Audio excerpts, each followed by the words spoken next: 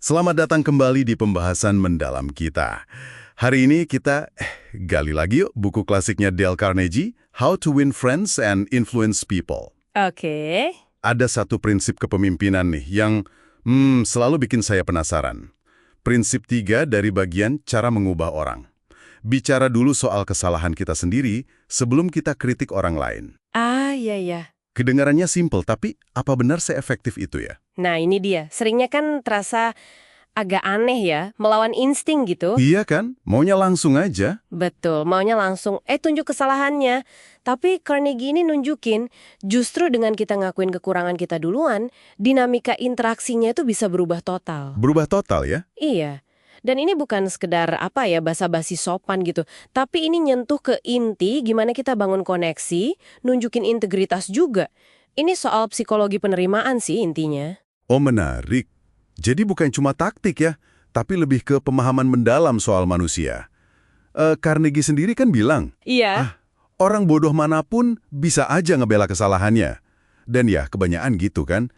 Tapi justru kalau kita ngakuin kesalahan sendiri, itu butuh karakter dan malah bikin kita merasa lebih mulia gitu. Betul sekali. Mengangkat derajat malah. Nah, mari kita coba bedah lebih dalam, kenapa sih pendekatan ini bisa kuat banget dampaknya? Jadi gini, intinya. Kritik itu, sekecil apapun, sering banget rasa kayak serangan personal. Nggak enak lah pokoknya. Iya, defensif langsung biasanya. Nah, ketika Anda mulai dengan mengakui kesalahan Anda sendiri dulu, apalagi yang relevan ya sama situasinya, itu kayak Anda bilang, saya juga nggak sempurna loh. Saya juga pernah atau bahkan masih ngalamin hal kayak gini. Itu secara efektif, melucuti mekanisme pertahanan lawan bicara kita. Oh, jadi kayak ngasih bantalan dulu gitu ya? Sebelum ngomongin yang mungkin agak susah diterima. Kayak analogi tukang cukur itu ya? Kasih sabun dulu sebelum nyukur. Iya, analogi yang pas banget. Bikin prosesnya lebih mulus, nggak kasar. Oke. Secara psikologis ya, ini tuh ngirim sinyal kerendahan hati, kesetaraan juga. Jadi kita nggak ngomong dari atas, tapi lebih kayak dari posisi teman seperjuangan lah. Masuk akal. Nah, kritik yang datang setelah itu jadi lebih gampang didengerin sebagai masukan. Masukan yang membangun, bukan penghakiman. Anda kayak bangun jembatan pemahaman, bukan malah bangun tembok. Dan ini kan bukan cuma teori doang ya. Ada contohnya kan di buku itu, cerita soal Clarence Zerhusen itu. Betul. Itu contoh klasik banget. Gimana dia ngadepin putranya yang umur 15 tahun, ketahuan mulai coba-coba ngerokok. Nah, gimana tuh dia? Pasti nggak gampang kan? Nggak gampang. Tapi dia nggak langsung marah, nggak langsung larang keras, yang mana mungkin malah bikin anaknya berontak kan? Iya, bisa jadi. Zerhusen ini yang kebetulan juga perokok, dia malah milih buat sharing cerita. Dia bilang kurang lebih gini, "Nak, ayah kecewa kamu mulai ngerokok. Tapi ayah nggak bisa nyalahin kamu sepenuhnya juga. Wah, Ayah sendiri mulai ngerokok pas umuran kamu. Dan lihat ayah sekarang. Kecanduan nikotin ini nyiksa ayah, batuk ini ganggu banget.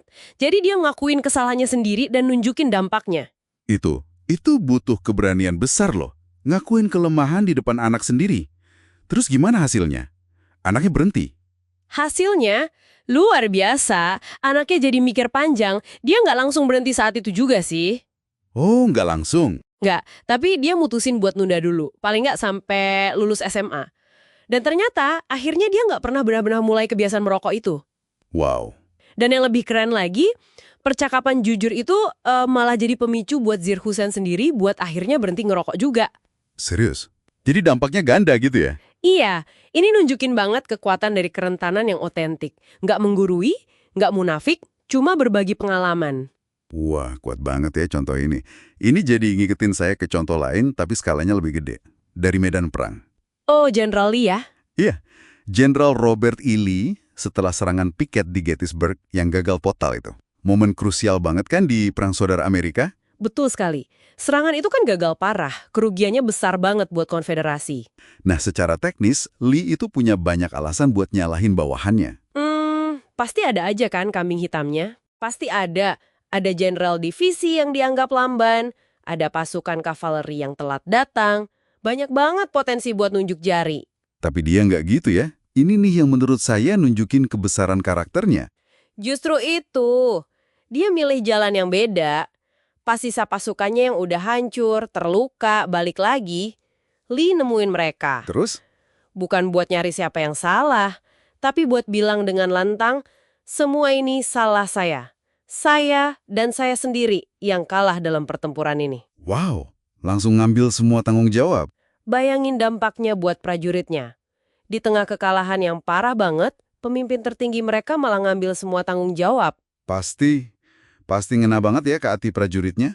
Di saat mereka mungkin merasa gagal, jenderalnya malah melindungi mereka dengan ngakuin kesalahannya sendiri. Tepat. Tindakan itu, pengakuan total di momen paling kelam, itu justru mempertahankan, bahkan mungkin memperkuat rasa hormat dan loyalitas pasukannya. Ini nunjukin kalau ngaku salah, apalagi buat pemimpin, itu bukan tanda lemah. Justru itu tanda kekuatan karakter yang luar biasa. Jadi kalau kita tarik benang merahnya nih ya. Jelas banget. Jelas. Kalau kita ada di posisi perlu ngasih masukan kritis, atau pengen dorong perubahan perilaku orang lain, coba jeda dulu sebentar. Iya, refleksi dulu. Refleksi diri, terus sampaikan dulu kesalahan atau kekurangan kita yang relevan. Mungkin awalnya agak canggung ya, atau kayak nurunin gengsi gitu. Mungkin terasa gitu awalnya. Tapi seperti yang kita lihat dari contoh Zir Hussein sampai Jenderal Lee tadi, pendekatan ini tuh benar-benar ngebuka pintu komunikasi. Pintu yang seringnya ketutup sama ego ya. Butuh keberanian memang. Bener sekali. Nah mungkin ini bisa jadi bahan renungan nih buat Anda yang dengerin di rumah. Coba deh ingat-ingat, kapan terakhir kali Anda harus nyampein kritik? Atau sebaliknya, kapan terakhir Anda nerima kritik? Oke. Terus, coba ingat lagi, apakah ada pengakuan kesalahan dari si pengkritik sebelum dia masuk ke inti masalahnya? Menarik pertanyaannya. Dan gimana hal itu ada atau tidaknya pengakuan itu ngaruh ke cara Anda merespons atau nerima kritik tersebut? Sesuatu buat dipikirin lebih lanjut ya.